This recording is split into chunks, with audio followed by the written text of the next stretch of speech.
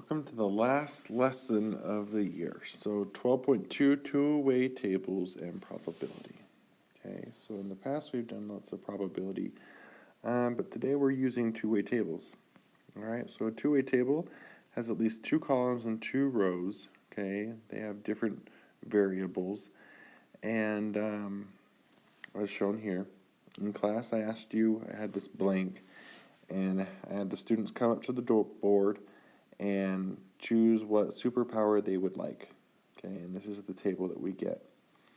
Two-way tables also show the totals. So showing over here, oops, I guess that didn't work.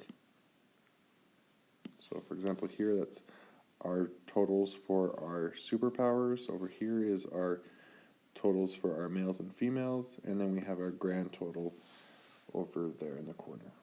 All right, so we did that in class, filled it in, and then we did some probability. So given that information, let's answer these probabilities.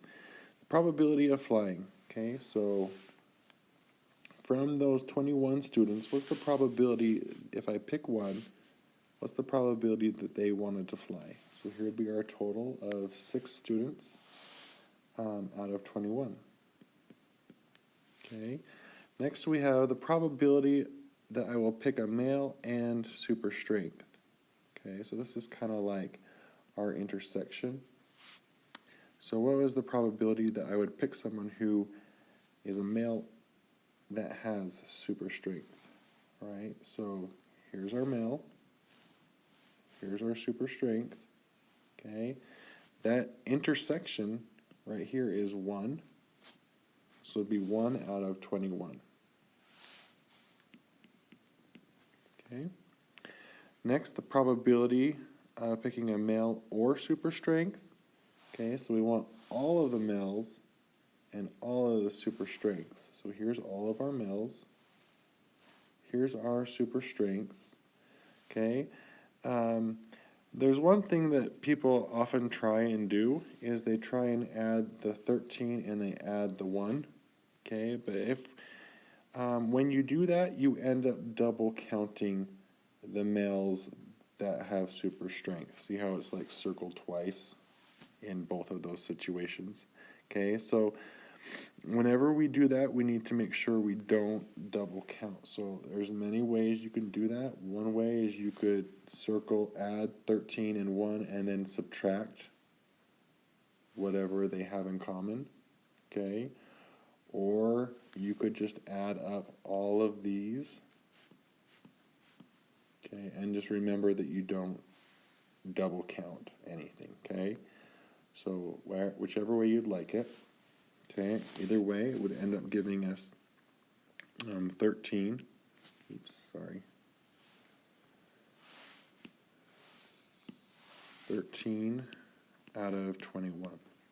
As you notice, all of these have a denominator of 21, and your grand total will always be that value except when you're doing conditional probabilities. Okay, so for example, let's do this one really quick. Probability of invisibility. Okay, total of that would be 2 out of 21. Okay, and then let's look at this next example. Okay, so this is given that I will pick a female, so we're only looking at the females. All right, there's 8 of them, so that would be our new sample space. This is all that we're going to be looking at. Okay, and from those, how many of those picked invisibility? So that'd be 1 out of 8. Okay, let's do another one of those that is a conditional probability. So right here. So given that they are a male, so here's all of our males, the grand total, or the total of that would be 13. So given that it's a male, what's the probability that they would choose, or that I would choose one that wanted telepathy? Okay, and you see that there's 1 here, so it'd be 1 out of 13. Just going to clear that out. 1 out of 13. Okay. All right, let's do the last ones. Probability, right here, probability of invisibility, or this is a union, so we want both, all the invisibilities and all of the females, okay? So here are all of our females is 8, okay? And then we'd also add up any others that are wanted invisibility, which is just 1. So that'd be 9 out of 21. Okay, intersection of telepathy and males. So here's our males. Here's our telepathy. Okay, there's only 1 that is in common. The intersection would be 1. So it'd be 1 out of 21. And then probability of a female is 8 out of 21. Okay. Next we did another example with pierced ears.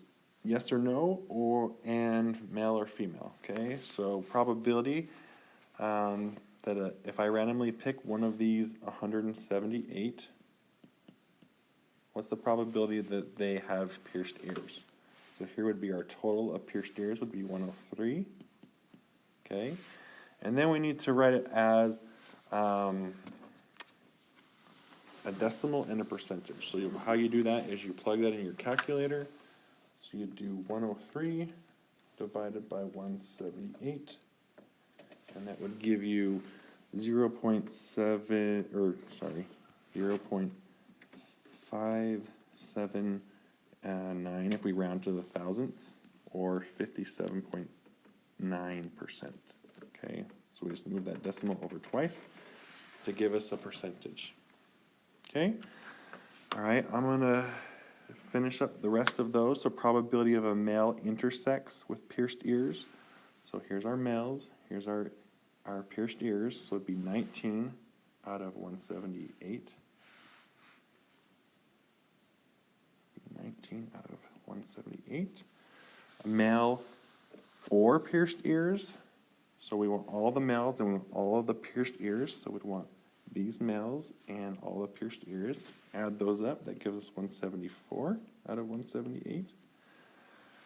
Probability of a female, okay, so we want all the females would be 88 out of 178.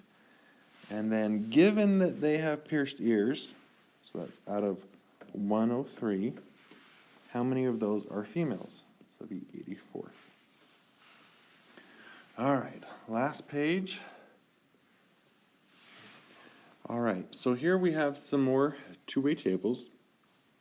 For example 3, complete the table and answer the statements. So we have some empty spots and we just need to figure out how to fill those in. All right, so given that they give us totals, we can find out the missing spots. So for example, let's zoom in a bit. Okay, so the total here is 85, male is 50, so the number of, females, the number of males has to be 85 minus 50, which will give us 35. Then we could add 35 and 30, that gives us 65.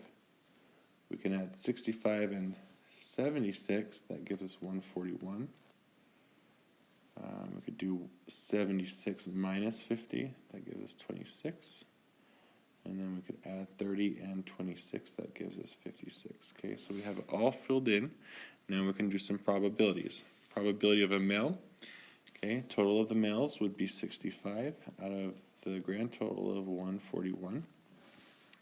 All right, given that this student is taking soccer, or is doing soccer, what's the probability that I would pick male? Okay, so for example, this is kind of like a fraction, male over soccer.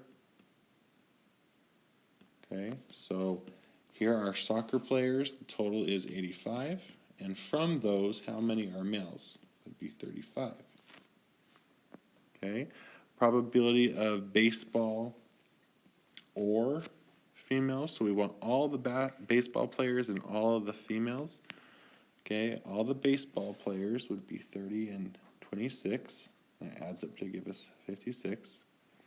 And then we also want the females. So we have a 50 that are playing soccer, and then we also have that same 26 that are doing baseball. But we don't double count, so we add those together. That would give us 106 out of 141. Okay, here's another example. I didn't do this in class, but I'll just go ahead and do it here. So, might as well save some time. Alright, so for this problem, you go through and you fill in those spots. Would end up getting a 10 there, we get 70 here, 20 here, 10, 25, and 40. Okay, so now we have that filled in, we can answer these questions. Probability that it's green. Okay, green, total of greens would be 40 out of the grand total of 130. Okay, B, the intersection of female and red. So intersection of female and red would give us the 10. 10 out of 130. Probability of the union of blue and male. So remember, union, other word for that would be and. Okay, so we're just going to take all the blues and all of the males. So all the blues, all the males, and add them all together. So that would give us 90. 90 out of 130. Okay. Next, the probability of not blue. So every other color except blue. So an easy way to do that would say, well, the grand total is 130, and we're just going to subtract the blues, would be 45, and it would be all out of 130. Okay, and that would give you 85 out of 130. All right, next we have these conditional probabilities. So remember, this is kind of like a fraction. This would be like our denominator. Denominator would be green, which is 40. And from those people that picked green, how many of those are females? So that'd be 20, or 1/2. Okay, next we have our denominator is female. So our grand total, or our total of females was 70. And what's the probability? What fraction of those are green? So that'd be 20. Okay. And make sure you read the instructions. If it asks to have things simplified, do that. If it asks for decimals, write a decimal. If it's asking for a percentage, do that. All right, last thing is the Venn diagrams. I asked the students to pause, or to not pause, you paused, but I asked the students to give them some time to try and answer these questions, okay? So I'll do the same with you. Pause if you can, and answer these questions, and we'll go over them. All right, so the Venn diagram, this is telling us that there's 350 people that are only in choir. These are the people that are only in band, and these are the people that are in choir and band. These people are the people that are not in choir or band. Okay, so how many students were surveyed? Add those all up, it gives us 1,000. What were they asked? They asked, are you in choir? Are you in band? Okay. How many students were in both choir and band? That'd be 50. How many students are not in either choir or band? That'd be the 375. Okay, and what is the probability that a random selected student would be in band? Okay, so a lot of students would say, oh, it's 225. Okay, but you got to remember that these 50 are also in band. Okay, so that'd be 275 out of 1,000. All right, and the same thing with this. So if you can, well, let me read it first. It says, school polled 100 students to see which students are taking PE or art. So here's our PE. Here's our art. Okay, it says 65 students are taking PE and 55 students are taking art. And 10 are not taking either. Okay, so fill in the Venn diagram and answer the following questions. Okay, these don't need to necessarily be in that order. Okay, you may need to ask some of these questions, answer some of these questions, or fill it in. So pause if you can, see if you can come up with these questions. All right. Okay, so we have 10 students that are not taking art or PE. All right. And let's start with A. So the number of students that are taking PE or art. All right, so one thing you would maybe think is, okay, well, let's just add those together. So 65 plus 55. Okay, add those up. That gives you 120. Okay, and that's more than the number of students that are at the school. Okay, and the reason why it's over than what it's supposed to be is because we have some students here that are in art and PE, and they're being double counted.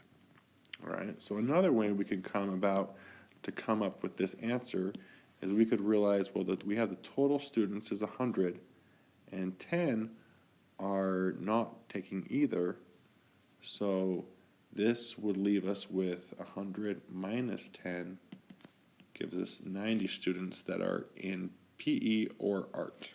So all the PE students and all the art students. All right, next one says, how many students are taking both PE and art? Okay, so not last time, but just barely, I was telling you about how things were getting double counted.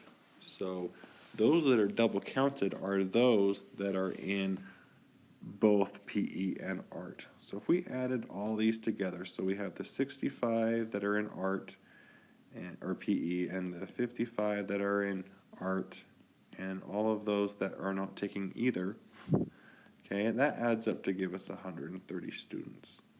But the total number of students that we were polled is 100. So it leaves us with 30 students. Okay, those are the 30 students that were double counted. So in this would be our 30 students that are taking PE and art. And then we can come up with the rest, because we know PE, the total is 65, so this has to be 35 students that are only taking PE. And here the same way we'd be able to find out that there's 25 students that are only taking art. Okay, so our answer here would be just the 30. Okay, last question is, what's the probability given that they are in art? So these are all of our our PE students, all of our PE students. What's the probability that they are in art? All right, so again, this is like a fraction. PE would be our denominator, our total number of PE students. That'd be 65, and from those 65, how many of those are taking art? Okay, so that would be this part of our Venn diagram. So it'd be 30 out of 65. All right, so if you have any questions, let me know. And good luck. We'll see ya.